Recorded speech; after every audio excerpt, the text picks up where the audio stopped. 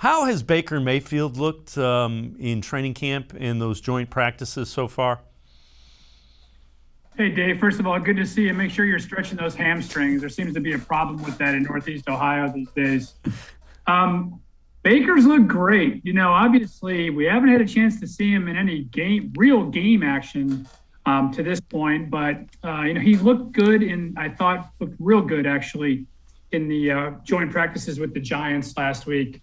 Obviously, still has good chemistry with Jarvis Landry, who seemed to get open whenever he wanted to. He's obviously building up some chemistry with Donovan Peoples-Jones, who in many people's minds has been kind of the breakout star here of training camp.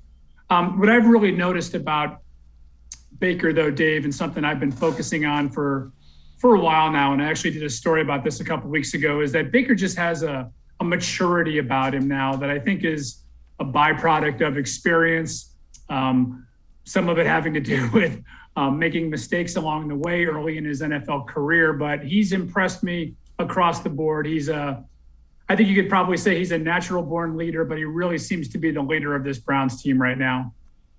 Yeah, I would say he sounds every bit the franchise quarterback whenever I've heard him talk this year. Let me ask you this. Is there any way you would play him in the third preseason game? So I'm a little more old school, and I think people are getting kind of scared off by these injuries. And let's be honest, we could all step off a curb in an hour and roll an ankle and be out ourselves. So this is the NFL; it's a physical game. Things are going to happen. I would play him, Dave, only from the standpoint that I would hate to be the first action that he gets, in real live game setting.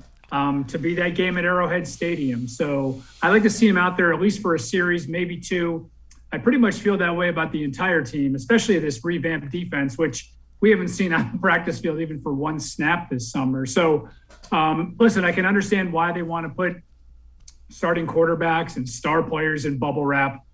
If it was me, I would put him out there. I think Kevin Stefanski, though, has a very different plan in mind. He did say today that he's going to wait and talk to the players. He has a plan in mind right now, but he's going to wait and talk to the players and probably reveal that to the rest of us later in this week. So I won't be surprised either way, but like I said, I think my preference would be to get those guys out there for a couple of snaps. Yeah, I can understand both ways of thinking, but after last year, that's what they did last year when they did everything virtually kind of made me see, all right, maybe you can get away with that.